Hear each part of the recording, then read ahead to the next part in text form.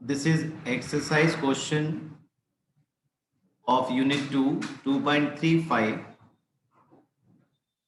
Calculate, we are saying Henry's law constant for the molality of methane. KH is given 4.27 into 10 raised to the power 5 mmHg. Calculate solubility of methane in benzene at 298 Kelvin under 760 mmHg pressure.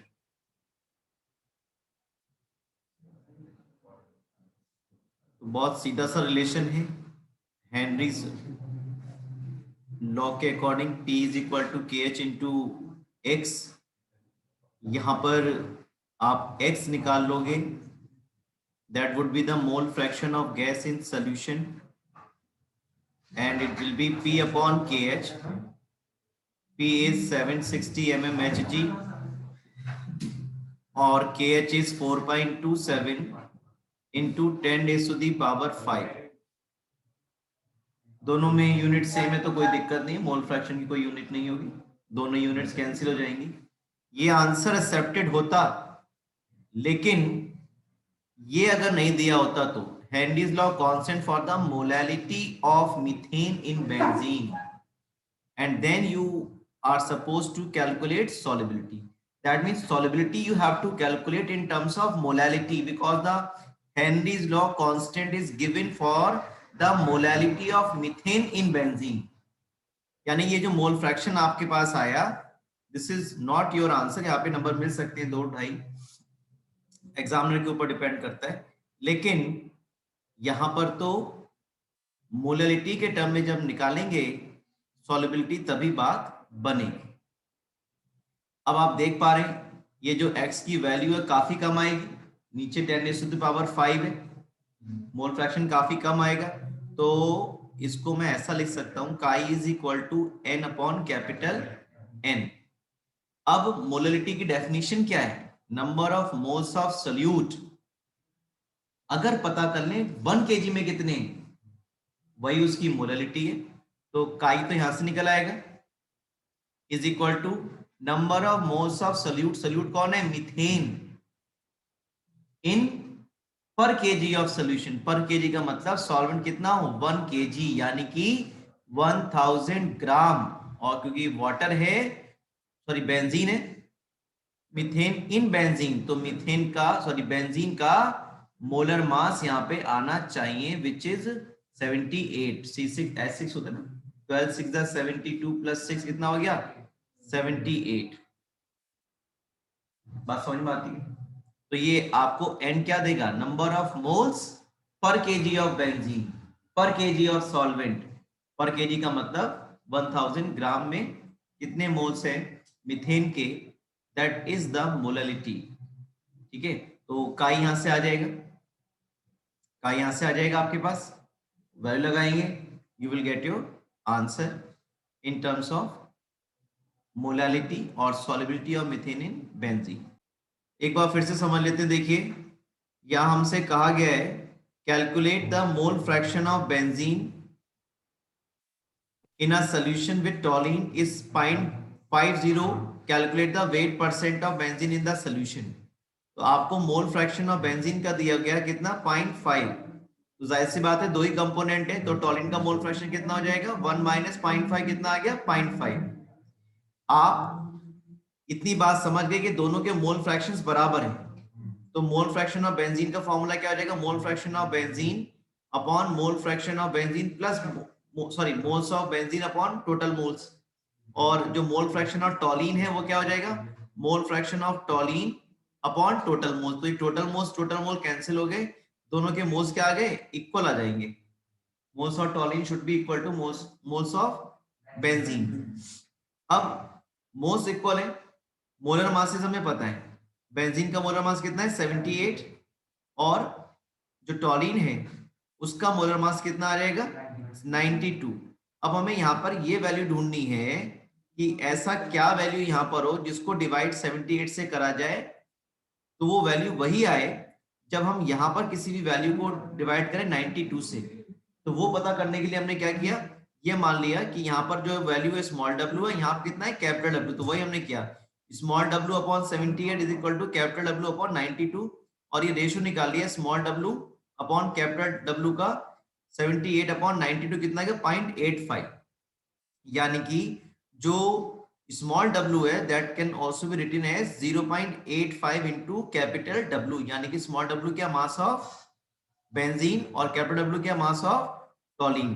तो इसका हमने ratio निकाला small w upon 0.85 is equal to capital W। तो mass percentage of benzene कैसे निकालेंगे, देखिए mass of benzene upon total mass of solution into 100।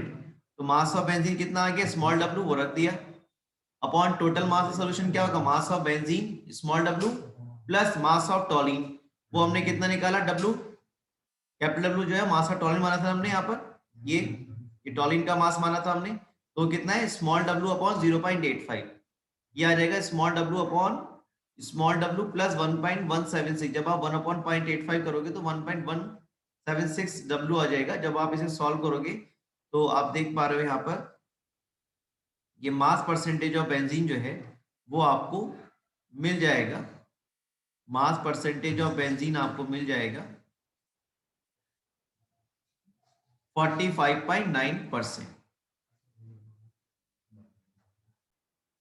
Calculate the molality of A solution of sulphuric acid, molality आपको निकालना है और molality को हम स्मॉल m से डिनोट करते हैं, और मोलैलिटी का फॉर्मूला हमारे पास रहता है number of moles of solute, of solute यहाँ पे कौन है H2SO4 है, upon mass of solvent in KG या weight of solvent in KG भी चलेगा।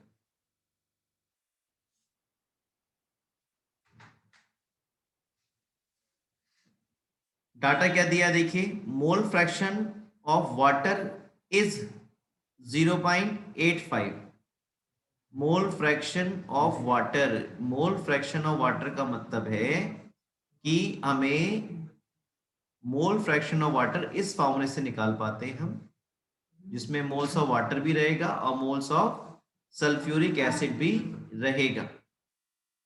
ये मोल फ्रैक्शन ऑफ वाटर हमें गिवन है 0.85 गिवन है, और मोलैलिटी हमें निकालनी है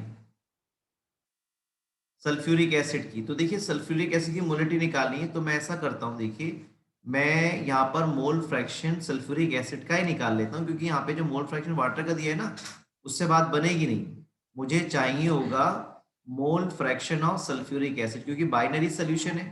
तो अगर एक कंपोनेंट का मोल फ्रैक्शन पता है तो दूसरे का हम पता कर पाएंगे इस फॉर्मूले से, देखिए है ना, ये 1 माइनस एक्स H2O कर दिए काई H2O, तो 1 माइनस 0.85 यानी कि 0.15 मोल फ्रैक्शन किसका आ गया सल्फ्यूरिक एसिड का आ गया। अब मैं रिलेशन बना रहा हूं, मोल fraction of sulphuric acid is equal two moles of sulphuric acid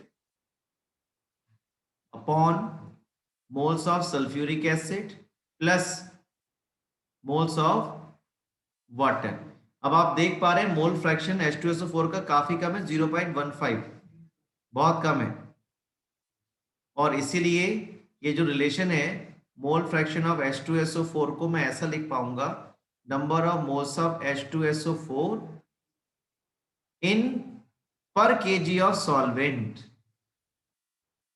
वही तो मोलैलिटी होगी, number of moles of H2SO4 present in per kg of solvent. पर केजी सॉल्वेंट कौन है वाटर, बस पर केजी का मतलब कितना हो गया 1000 ग्राम वाटर, और डिवाइड बाई मोलर मास 55.5 आप डायरेक्ट लगा सकते हो, और ये मोल फ्रैक्शन H2SO4 का तुम्हें गिवन है, गिवन का मतलब तुमने पता कर लिया है 1 माइनस करके 0.15। ये जो मोल्स ऑफ H2SO4 आएंगे कितने में आएंगे out of 1 kg of solvent, that would be the molality of the solution and that would be your answer। इसे आप मल्टीप्लाई कर देंगे तो ये जो number of moles of H2SO4 के आपके मिलेंगे, this would be in 1 kg और पर kg ऑफ सॉल्वेंट, यही आपका आंसर हो जाएगा मोल पर केजी में, या उसकी यूनिट आप स्मॉल एम भी लिख सकते हो। Now we are going to discuss about Raoult's law for volatile components और ये कंपोनेंट लिक्विड भी बोल सकते हो। तो देखिए इसके बारे में सीखेंगे क्या होता है ये, लेकिन पहले थोड़ा सा एक जनरल डिस्कशन हम कर लेते हैं। मान लीजिए आपके पास कोई एक वॉलेटाइल लिक्विड है ए, और एक दूसरा वॉलेटाइल लिक्विड है बी, यानी कि दो कंपोनेंट हो गए ए और बी। जो वॉलेटाइल लिक्विड ए है वो अपनी प्योर स्टेट में, यानी कि जब कोई दूसरा कंपोनेंट उसमें प्रेजेंट नहीं है, उसका जो वेपर प्रेशर प्योर स्टेट में वो कितना है, पी नॉट ए है। जो वॉलेटाइल लिक्विड ए है उसका प्योर स्टेट में वेपर प्रेशर कितना एज्यूम कर लिया हमने, पी नॉट ए। और जो कंपोनेंट बी है वॉलेटाइल, उसका प्योर स्टेट में जो वेपर प्रेशर है that is P not be. और अगर आप इन दोनों सॉल्यूशन, दोनों लिक्विड्स को मिक्स कर दो, ए और बी को आपस में मिक्स कर दो, और ऐसे केस में जो टोटल प्रेशर है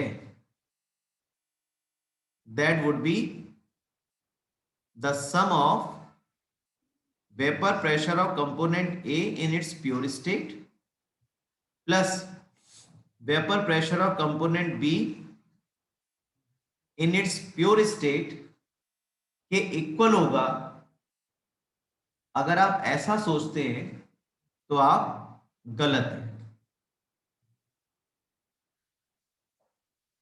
ऐसा इसलिए है कि ये जो सॉल्यूशन बना, इसको मैंने ए बी नाम दे दिया, हो सकता है इस सॉल्यूशन में आने पर ए और बी के बीच की जो दोस्ती है, जो इंटरेक्शन है, वो बहुत स्ट्रांग हो जाए।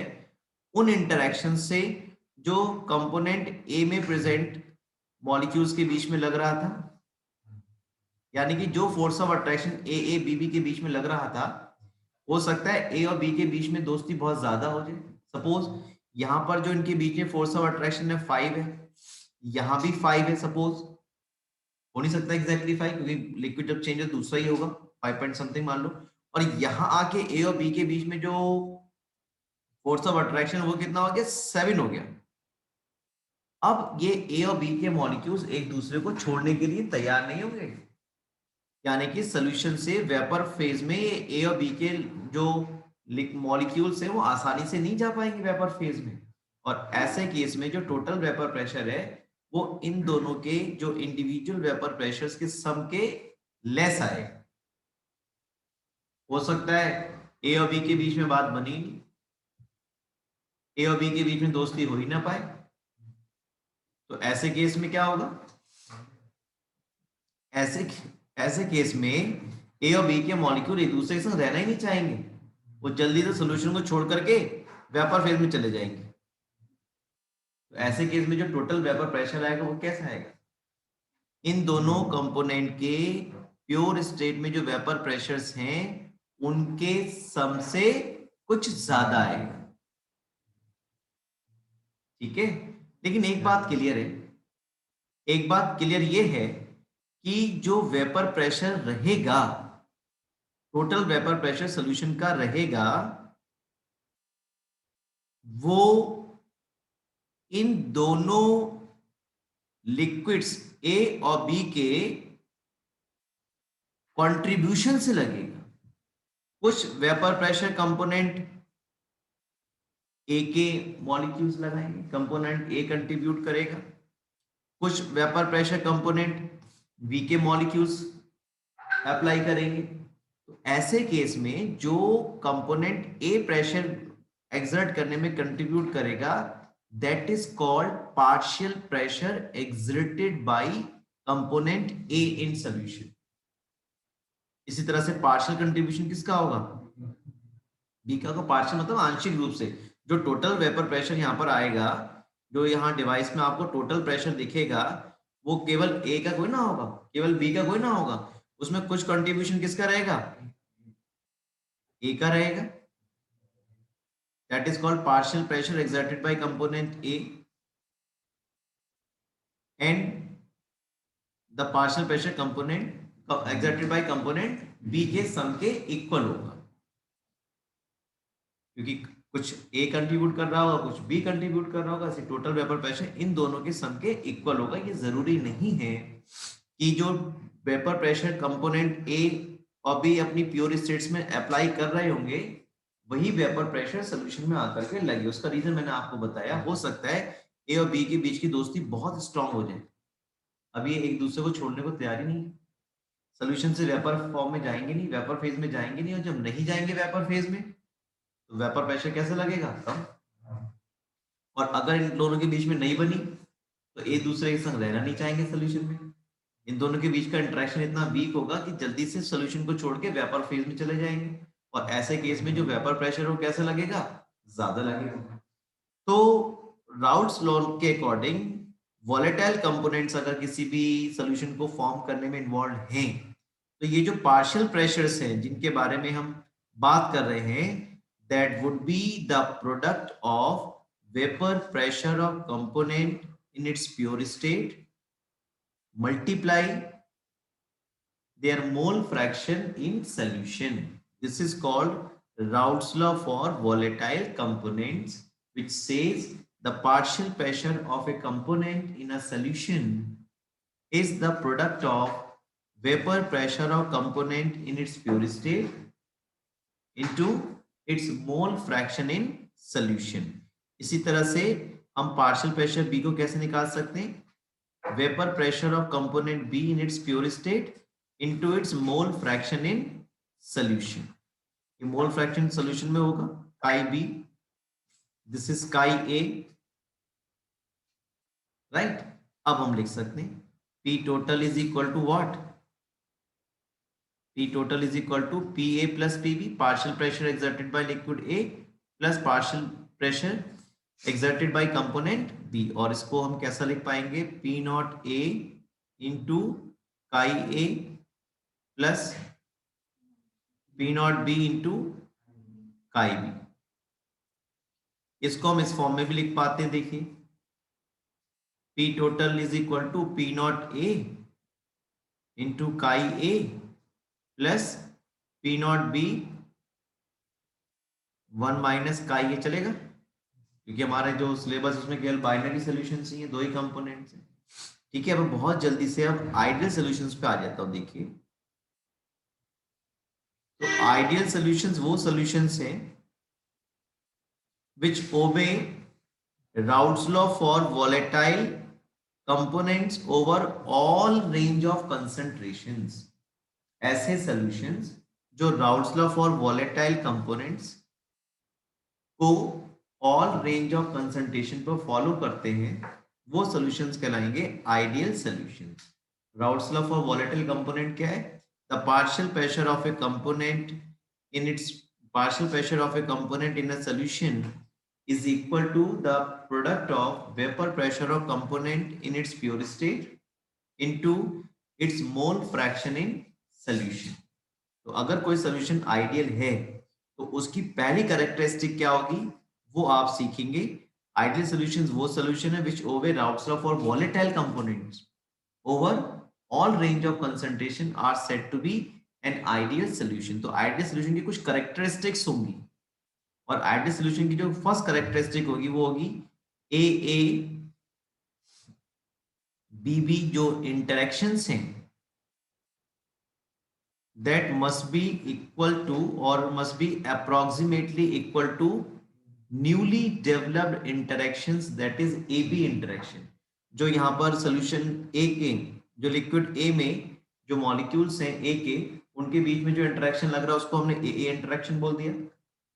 लिक्विड B में जो इंटरेक्शन लग रहा है लिक्विड B के मॉलिक्यूल्स के बीच में, उनको हमने BB इंटरेक्शन बोल दिया। तो जो आइडियल सॉल्यूशंस होते हैं उनकी कैरेक्टरिस्टिक है कि यहाँ पर a A B B interaction जो है that must be equal to A B interaction. जब ऐसा होगा तो ये बात भी बिल्कुल सही साबित हो जाएगी। जो पार्शियल प्रेशर लगा रहे हैं उनके सम के इक्वली पी टोटल आएगा, यानी कि कुल मिलाकर के जो पी नॉट पी ए है that would be the product of P not A into chi ए। ये रिलेशन पूरी तरह से फॉलो होगा। और इसी तरह से पी बी कैसे निकाल पाएंगे, पी नॉट बी इंटू काई बी करके आप निकाल सकते। थर्ड कैरेक्टरिस्टिक क्या रहेगी, देखिए the volume of mixing would be zero. The change, delta का मतलब है change. The volume of mixing will be zero. The change of volume on mixing will be zero. कहने का मतलब ये है कि अगर आपने 5 ml या मान लो ऐसे ले लो 10 ml आपने लिक्विड ए लिया और 10 ml आपने लिक्विड बी लिया, तो जो यहां सोल्यूशन बनेगा इसका टोटल वॉल्यूम कितना होगा, एग्जैक्टली 20 ml, ना कम ना ज्यादा, एग्जैक्टली 20 ml। यानी कि जो वॉल्यूम का चेंज आया वो क्या आया, 0। 10 मिलाया 20 आ गया, चेंज है नहीं वॉल्यूम, 20 आ गया। इसी तरह से जो एंथैल्पी ऑफ मिक्सिंग है सॉरी, जो एंथैल्पी ऑफ मिक्सिंग है that is also equal to 0। Enthalpy of mixing का मतलब जब आप ए और बी को मिला रहे हो तो जो एंथैल्पी चेंज है during the formation of solution a b वो भी क्या आएगा, 0 आएगा। इसका मीनिंग क्या हुआ, देखिए इसका मीनिंग ये हुआ जब आप ए बी सोल्यूशन बना रहे हो तो दो काम होने, एक तो जो ओल्ड इंटरेक्शन है ए ए ये टूटेंगे, जो ओल्ड इंटरेक्शन है बी बी ये टूटेंगे, और सोल्यूशन में आने पर नया इंटरेक्शन ए बी जो है वो डेवलप होगा। तो जब ये ए इंटरेक्शन तोड़ना होगा, ये बी बी इंटरेक्शन तोड़ना होगा, यहाँ पर एनर्जी की रिक्वायरमेंट रहेगी। मान लीजिए यहाँ एनर्जी लगी 20 किलो जूल पर मोल, यहाँ कितना लगा 20 किलो जूल पर मोल, क्योंकि इंटरेक्शन कैसे लगभग लगभग सेम है। और जब नया इंटरेक्शन डेवलप हुआ तो कितनी एनर्जी रिलीज हुई, मान लीजिए 40 हुई, मान लीजिए क्या एडल में तो 40 होगी, यानी कि जो 20 kilojoule per mole energy ए ए और जो 20 kilojoule per mole energy b B interaction को तोड़ने में लगी, उतनी ही एनर्जी जो नया इंटरेक्शन डेवलप हुआ ए बी इंटरेक्शन उसको डेवलप होने में रिलीज हुई, यानी कि जो चेंज इन एंथैल्पी है वो क्या होगा, 0 हो जाएगा। The energy required to break older bonds and the energy released during the formation of new bonds would be similar, और इसीलिए total enthalpy change would be 0। Reality में आइडियल होना बड़ा मुश्किल काम है। जो श्री राम जी हो गए वो हो गए, मर्यादा पुरुषोत्तम श्री राम, लेकिन आज के समय में कोई आइडियल होना बड़ा मुश्किल काम है। इसी तरह से कोई सोल्यूशन भी आइडियल नहीं हो सकता रियलिटी में, कि जो ऑल रेंज ऑफ कंसंट्रेशन पर Raoult's law for volatile components को ओबे करता। फिर भी जिनमें interaction a A B b would be equal to A B interaction, वो कुछ हद तक आइडियल सॉल्यूशन की तरह बिहेव कर सकते हैं, जैसे normal heptane plus normal hexane का जो सॉल्यूशन है जिसमें ए ए बी बी इंटरेक्शन जो है लगभग लगभग सेम होंगे, तो वो जो है कुछ हद तक आइडियल सॉल्यूशन की तरह बिहेव कर सकते हैं। जैसे बेंजीन प्लस टॉलिन, इनमें भी जो नेचर ऑफ इंटरेक्शन है बहुत हद तक सेम होता है, तो ये भी आपके आइडियल सॉल्यूशन की तरह वर्क कर सकते हैं। 1 क्लोरोपेंटेन 2 और 1 ब्रोमोपेंटेन में इंटरेक्शंस का जो मैग्नीट्यूड है वो लगभग लगभग सेम रहता है, इंटरेक्शन सेम रहते हैं, तो वो भी कुछ हद तक आइडियल सॉल्यूशन की तरह बिहेव कर सकते हैं। But in reality no such solution is possible for the entire range of concentration। जबकि राउट्स लॉ क्या है, those solution which obey ideal solutions कौन से हैं, those solutions which obey routes law for volatile components over entire range of concentration। अब आप देखिए इनको हम ग्राफिकल रिप्रेजेंटेशन भी कर सकते हैं। ग्राफिकल रिप्रेजेंटेशन करने के लिए देखिए हमने क्या किया, ये हमने ग्राफ प्लॉट किया है, ये हमने ग्राफ प्लॉट किया है।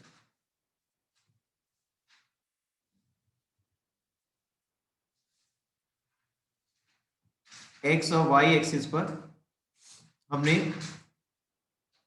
ग्राफ प्लॉट किया है, जिसमें हमने एक्स एक्सिस पर जो है वो हमने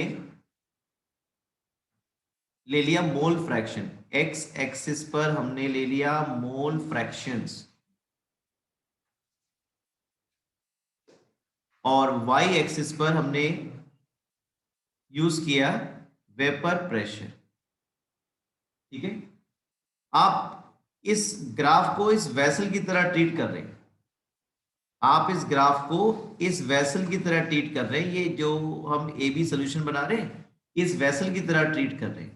तो देखिए आप यहां पर हमने ले लिया mole fraction of a is equal to 0 और mole fraction of a maximum कितना हो सकता है बच्चों? 1 ही हो सकता है। इसी तरह से यहाँ मोल फ्रैक्शन ऑफ बी हमने कितना ले लिया? 0 और यहाँ मोल फ्रैक्शन ऑफ बी कितना हो गया? 1। यहाँ भी इधर हमने वेपर प्रेशर ही ले लिया है वाई एक्सिस पर। तो देखिए जब आप इस वेसल में, ऐसा मान लीजिए ना आप इस वेसल की बात कर रहे हैं, जब आप इस वेसल में कंपोनेंट ए को ऐड करोगे तो आप देखेंगे धीरे धीरे कंपोनेंट ए जो है वेपर प्रेशर एक्सर्ट करना शुरू करेगा।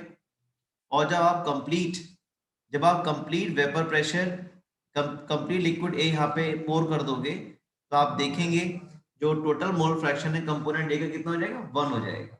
और ऐसे केस में यहाँ जो वैल्यू आपको मिलेगी that would be p A. P a मैंने क्यों बोला? ये आप देख पा रहे हैं p a is equal to P not into chi a. तो जब ये काई ए 1 हो गया तो पी ए किसके इक्वल होगा? P not a. तो यहाँ पे पी नॉट ए लिख दो चाहे या पी ए लिख दो, बात वही है। अब आप क्या करने वाले हैं?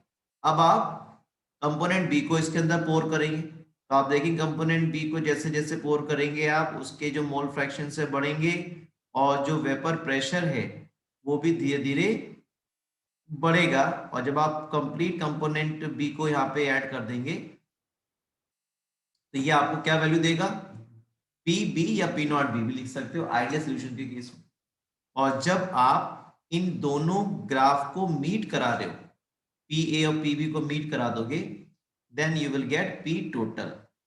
Then you will get P total, that is PA plus PB. ये जो ग्राफ आप देख पा रहे हो ये आइडियल सॉल्यूशन के लिए ग्राफ है जिसमें x एक्सिस पर मोल फ्रैक्शन और y एक्सिस पर वेपर प्रेशर्स लिए गए।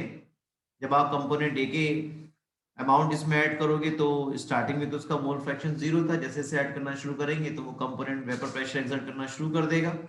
और जो मैक्सिमम वैल्यू है जब आप कंपोनेंट ए को कंप्लीट इसमें ट्रांसफर कर देंगे तो वो काई ए दे देगा आपको 1। और जब काई ए 1 हो गया तो p a should be equal to P not a. तो यहाँ पे पी नॉट ए लिख दो चाहे तो या पी ए लिख दो, दोनों बातें एक ही हैं। इसी तरह से जो कंपोनेंट बी है उसका जब आपने अमाउंट पोर किया तो उसका मोल फ्रैक्शन बढ़ेगा धीरे धीरे। और पी नॉट बी लिख दो यहाँ पे चाहे पी बी लिख दो, आइडियल सॉल्यूशन के लिए दोनों बातें ठीक है। Now will go for the non ideal solutions. तो नॉन आइडियल सॉल्यूशंस कौन होंगे? ऐसी बात है जो Raoult's law for volatile components को overall range of concentration follow नहीं करें वो आपके नॉन आइडियल सॉल्यूशंस हो गए। या ऐसा भी बोल सकते हैं दो solution which are not ideal are non ideal solution. इनकी कैरेक्टरिस्टिक क्या होगी? A A B B interaction will not be equal to A B,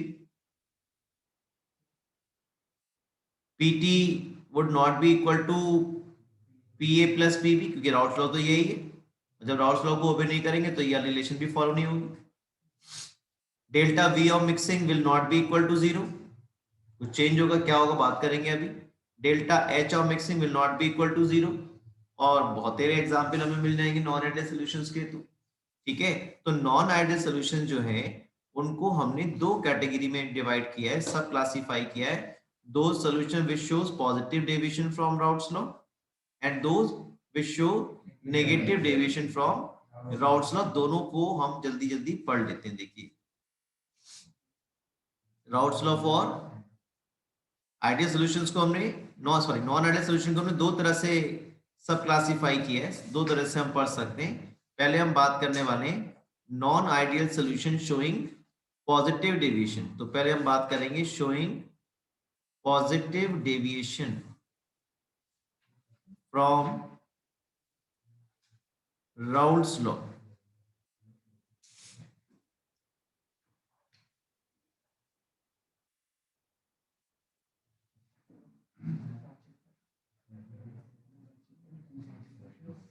Raoult's law देखिए,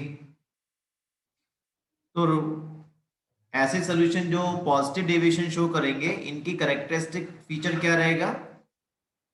ए A B B interaction would be weaker than stronger than AB interactions. AABB interaction should be stronger than AB interactions. फिर से मेरी बात ध्यान से समझेंगे, यहां पर जो इंटरेक्शन लग रहा है 5 सपोज, तो वो यहां आके कितना लगेगा? यहां कैसे लगेगा? वीक हो जाएगा। कितना हो जाएगा? मान लीजिए 3 हो जाएगा। जब 3 हो गया तो ये ए और बी के मॉलिक्यूल एक दूसरे को होल्ड नहीं कर पाएंगे सोल्यूशन में, और ऐसे केस में जो राउल्स लॉ है P A which is equal to P not A into chi A, वो कुछ इससे ज्यादा आएगा। जो पार्शियल प्रेशर कंपोनेंट ए का आएगा सोल्यूशन के अंदर, वो P not A into chi ए के प्रोडक्ट से कुछ ज्यादा आएगा, क्योंकि यहाँ पर जो ए बी इंटरेक्शन है वो कैसे वीकर है। ए और बी के मॉलिक्यूल एक दूसरे को होल्ड नहीं रख पाएंगे, और जब होल्ड नहीं रख पाएंगे तो वेपर फेज में चले जाएंगे, और जो वेपर प्रेशर है थोड़ा ज्यादा एक्सर्ट करेगा। इसी तरह से जो पीबी है that would be greater than the Raoult's law P not be into काई बी। थर्ड हम बात करेंगे यहाँ पर जो डेल्टा वी ऑफ मिक्सिंग है दैट वुड बी पॉजिटिव। बहुत आसान है याद रखना, पॉजिटिव डेविएशन पॉजिटिव रहेगी। क्या मतलब है? अगर आपने 10 ml इसके ऐड किए ए के और 10 ml ऐड किया आपने बी के, तो जो रिजल्टेंट सोल्यूशन बनेगा उसका वॉल्यूम कितना होगा? लगभग 20 पॉइंट समथिंग होगा। 20.6 हो जाए, 20.2 हो जाए, 20.5 हो जाए, 20 से कुछ ज्यादा होगा।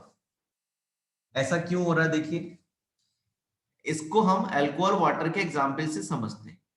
ये हमारे सामने अल्कोहल का मॉलिक्यूल है इथेनॉल, इसके बीच में इंटर मॉलिक्यूलर एच बॉन्डिंग रहती है, आप सभी को पता है। तो अगर आप इसमें वाटर मिक्स करें, आपका मतलब है जो पीता हो, जब उसमें वाटर मिक्स करेंगे तो आप देखेंगे इन अल्कोहल मॉलिक्यूल के बीच में ये वाटर मॉलिक्यूल जो है वो आ जाएंगे इस तरह से।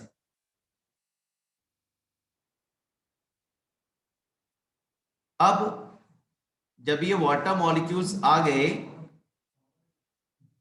तो आप देख पा रहे हैं ये जो इंटरेक्शन है, यहाँ जो अल्कोहल अल्कोहल के बीच में इंटरेक्शन था उसको हमने बोल दिया ए इंटरेक्शन, जो वाटर वाटर मॉलिक्यूल के बीच में इंटरेक्शन था उसको हमने बोल दिया बीबी इंटरेक्शन, और ये जो नया इंटरेक्शन डेवलप हुआ ए बी इंटरेक्शन, ये कैसा है? वीकर है। यानी कि अब इन अल्कोहल अल्कोहल मॉलिक्यूल्स के बीच की जो डिस्टेंस है काफी, या इसको बोले कि अल्कोहल और वाटर मॉलिक्यूल के बीच की डिस्टेंस क्या हो जाएगी? बढ़ जाएगी। मान लीजिए ये डिस्टेंस कितनी थी? 10 थी अट्रैक्शन की वजह से, लेकिन जब अल्कोहल वाटर का इंटरेक्शन कैसा है? वीकर है, तो ये डिस्टेंस कितनी हो गई? मान लीजिए 11 होगी सपोज।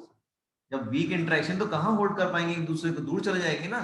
और ऐसे केस में जो रिजल्टेंट वॉल्यूम है वो दोनों कंपोनेंट्स के सम से कुछ ज्यादा है। इसीलिए जब भी कोई पैक बनाता है 10-10 ml का, तो जो फाइनल वॉल्यूम में कितना आएगा? 20 पॉइंट समथिंग। बड़ी बरकत है दारू में, 10-10 मिलाया 20 से कुछ ज्यादा बन के आएगा। तो ये आप समझ गए अल्कोहल वाटर का सोल्यूशन कैसा डेविएशन शो कर रहा है? पॉजिटिव। इसलिए मैं कहता हूं कभी भी अल्कोहल को नेगेटिव ले। Alcohol shows positive deviation from Raoult's law. आपसे आज के बाद कोई भी जिद बहस करे तो मेरे पास ले आना, या आप इसको पढ़ा देना उसको, बोले अल्कोहल को कभी नेगेटिव आपको नहीं लेना है, क्योंकि अल्कोहल कैसा डेविएशन शो करेगा? Alcohol water solution. हाँ, नेक्स्ट बात कर लेते हैं enthalpy of mixing. Enthalpy of mixing भी कैसी होगी? पॉजिटिव। एंडोथर्मिक, जितनी भी सीने की जलन है, दिल की जलन है, सबको एब्जॉर्ब कर लेगा। एंडोथर्मिक, अगर आप अल्कोहल वाटर का सोल्यूशन गिलास पकड़ेंगे कभी मौका मिले तो आपको ठंडा लगेगा, क्योंकि प्रोसेस कैसा है इन दोनों के मिक्सिंग का? एंडोथर्मिक है, क्योंकि ये इंटरेक्शन तो strong A A B B, और जो नया इंटरेक्शन डेवलप हुआ है कैसा है? वीकर है। यानी कि अगर इनको तोड़ने में एनर्जी 40-20-20 लगी, तो यहाँ जो इंटरेक्शन बना उसमें एनर्जी कितनी रिलीज हुई? केवल 39। टोटल कितनी लगी ए ए बी बी तोड़ने में? 40 मान लीजिए। और जो नया इंटरेक्शन डेवलप हुआ उसमें कितनी रिलीज हुई? केवल 39। तो प्रोसेस कैसा हो गया? एंडोथर्मिक हो गया। तो इसलिए एंडोथर्मिक प्रोसेस की डेल्टा एच ऑफ मिक्सिंग कैसा आएगा? पॉजिटिव। और जब कभी भी आपको पॉजिटिव डेविएशन शो करना हो तो आप पहले आइडियल सॉल्यूशन का ग्राफ बनाएंगे और उसके बाद पॉजिटिव डेविएशन कैसे शो करेंगे? इस तरह से, डार्क लाइन से, डार्क लाइन से शो करेंगे। ठीक है, डार्क लाइन से आप शो करेंगे। और फिर पी टोटल भी कैसा आएगा? कुछ ज्यादा ही आएगा, क्योंकि जब ये पी ए पी बी कुछ पी नॉट ए इंटू का ए से ज्यादा आ रहा है, तो पी टोटल भी P A plus P B के समझ थोड़ा सा ज्यादा आएगा। तो मुझे लगता है आपको अल्कोहल वाटर समझ में आ गया, पॉजिटिव डेविएशन शो करेगा। अब हम बात करेंगे non ideal solutions showing negative deviation from Raoult's law. Negative deviation को मैं बहुत जल्दी से आपको बताता हूं। देखिए, ये देखिए नेगेटिव डेविएशन आपको समझ में आ गया। A A B B interaction should be what? Very good, less than A B interaction, यानी कि ये स्ट्रॉन्गर इंटरेक्शन हो गया। ए और बी के मॉलिक्यूल एक दूसरे को छोड़ने को तैयार नहीं होंगे, और जब छोड़ने को तैयार नहीं होंगे तो जो राउल्ट लॉ के हिसाब से पार्शियल प्रेशर आता वो उन दोनों के कंपैरेटिवली कुछ कम आएगा। यहाँ पर डेल्टा वी ऑफ मिक्सिंग कैसा हो जाएगा? नेगेटिव। नेगेटिव में नेगेटिव कितना आसान है, देखिए कोई गधा बच्चा भी याद कर लेगा, आप तो फिर भी घोड़े हो। ठीक है, क्यों नेगेटिव आया? क्योंकि जब आपने क्लोरोफॉर्म, इधर देखिए ध्यान से जरा, जब आपने क्लोरोफॉर्म और एसीटोन को मिक्स किया, देखिए क्लोरोफॉर्म में जो इंटरेक्शन है वो डाइपोल डाइपोल इंटरेक्शन है, एसीटोन में जो इंटरेक्शन है डाइपोल डाइपोल इंटरेक्शन। लेकिन जब आप क्लोरोफॉर्म और एसीटोन को आपस में मिक्स करते हो तो वो स्ट्रॉन्गर हाइड्रोजन बॉन्ड डेवलप कर लेता है,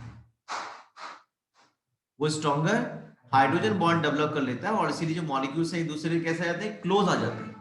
और इसीलिए जो सॉल्यूशन का वॉल्यूम है वो क्या आएगा?